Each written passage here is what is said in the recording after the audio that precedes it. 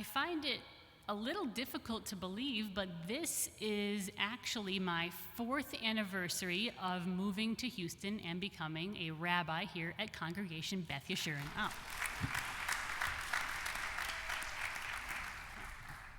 Thank you. Was not expecting the applause. Maybe you're just recognizing the fact that it's been a wild 4 years, hasn't it? We've been through a lot, you and I. We started off with Harvey about a month after I came, I think, thereabouts. And then we were recovering from Harvey. And soon after that, I was pregnant on the pulpit, so that was an adventure. And then I had a new baby, which was another adventure. And not long after that happened, we had a pandemic. And here we are. Though it feels sometimes like I just arrived yesterday, I know that I'm not actually a newbie, not a baby rabbi anymore. Still, it's hard to feel sometimes, even now, that I am the person in the role that I am so blessed to have here. The role, by the way, that I trained and studied for years and years to be in. The role that I have actually been in for several years, sometimes, if we're being really honest, just between us friends. Sometimes I feel like a fraud. And at any moment, you're going to realize that. I feel sometimes, not a lot, but more often than I'd like to admit, I feel like an imposter, if we're being really honest. In the 1970s, psychologists coined a term for this exact feeling because apparently it's very common. Apparently, 70% of people experience this kind of feeling at least once in their lives. The feeling that you're not going to live up to expectations, an intense feeling of self-doubt, berating your own performance in your role. And they called it, these psychologists back in the 70s, imposter syndrome.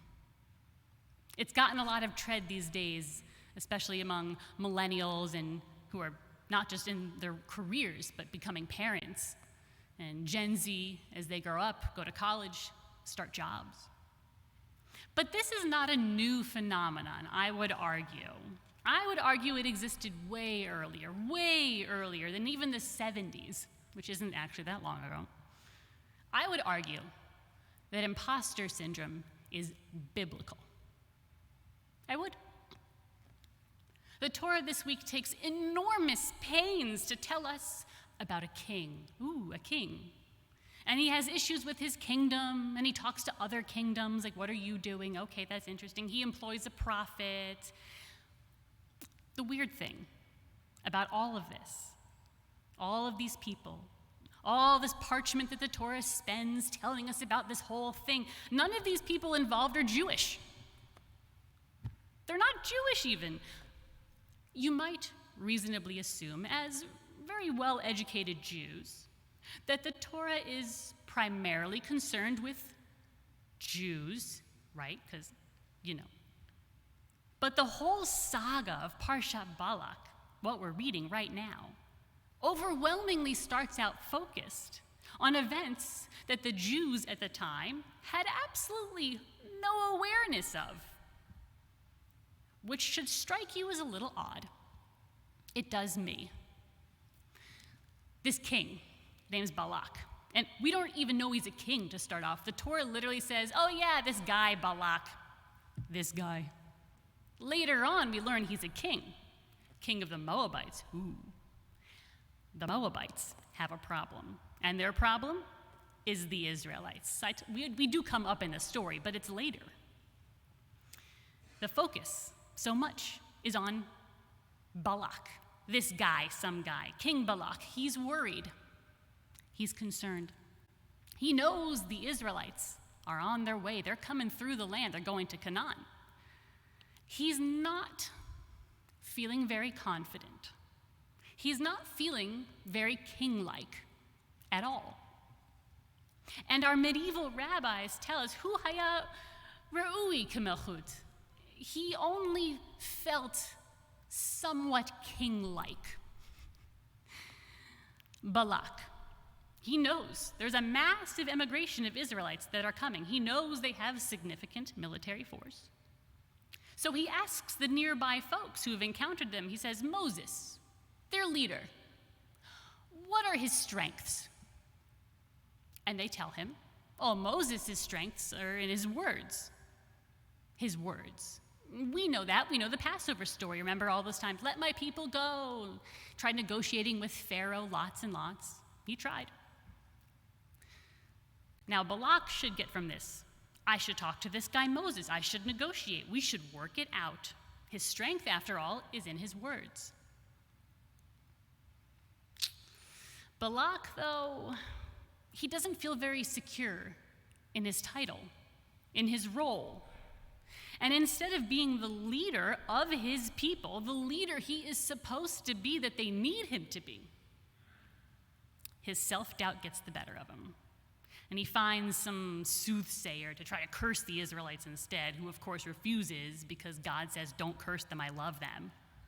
And even at that point, when Balak is told, I can't do it, God loves these people, he doubles down. He says, I'll bribe you to do it. That's how much he doubted himself. He would bribe someone else to do his job for him, sort of.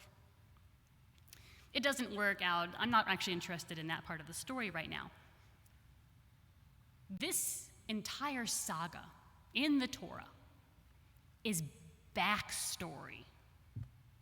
And it's completely unknown to the Israelites at that time. Frankly, they don't need, actually, to know about it. Didn't negatively affect them. So you gotta ask, why is it even there? Why is this story in our Torah about a very unconfident, non-Jewish king? Why does this rate being in the Torah? I think the Torah, so I think God, is warning us about the danger of imposter syndrome.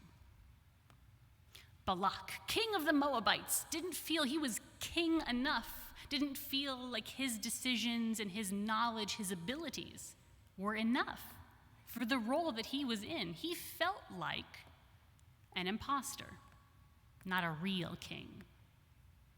Think about it. If he trusted his knowledge, he knows Moses wants to talk, loves to talk, good at talking. If he trusted his skills and his abilities, he could have talked to Moses. Our own rabbis say he should have just talked to him. And he knows he's supposed to. But he doesn't.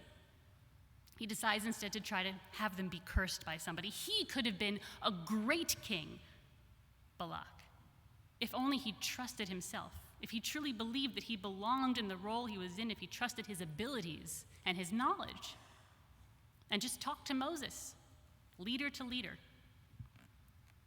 But he didn't see himself that way. He saw himself as an imposter. And God tells us that ultimately he himself was punished. All of us, even kings, even rabbis, can feel sometimes like we are frauds in our roles at work, at home. Think about when you brought your baby home for the first time from the hospital. And as you drove away from the hospital, did the thought go through your mind, they just let me leave the hospital with a baby? Me? What do I do with a baby? Where are its parents? And then you realize it's you. You're the parent.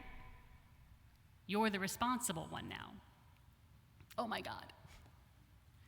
Or think about when you started your career. Whether you were a nurse or a doctor, a lawyer, an architect, whatever you do or you did. Did you immediately all the time feel like, yup, I got this? It's me. Or maybe you're just starting your career now. And now you're the expert. You're the one to come up with the answers. You are the one, apparently, with the ability to work towards the solution. It's easy to be intimidated by that, by being the person in that role. Sometimes even, it's so intimidating that you shy away. You doubt your ability to handle everything that is part of this role now. You think no one's gonna buy it that I am this person who can do this stuff? So we're reminded here that that line of thinking, it may even be natural sometimes, but it's not helpful. When we are able and capable and passionate, the world does not need less of us. And if we give less because of that fear, we don't make anything better. They know. So we have to remind ourselves, I am able, I am capable, I am the right person to do this thing. On those occasions, even now, when I am feeling unconfident, I literally tell myself that line. It's the narrative running through my head. Whether this is my decision as a parent sometimes, I feel that, me, or as a professional. Sometimes, even I need the reminder that everything I have done and am doing is to prepare me for this next moment. I am not underqualified. I am not a fraud. And it's going to be okay. And so far, it is. I'd say it's more than okay. It's been pretty great, even. So happy anniversary to us, and I wish you a very confident Shabbat Shalom.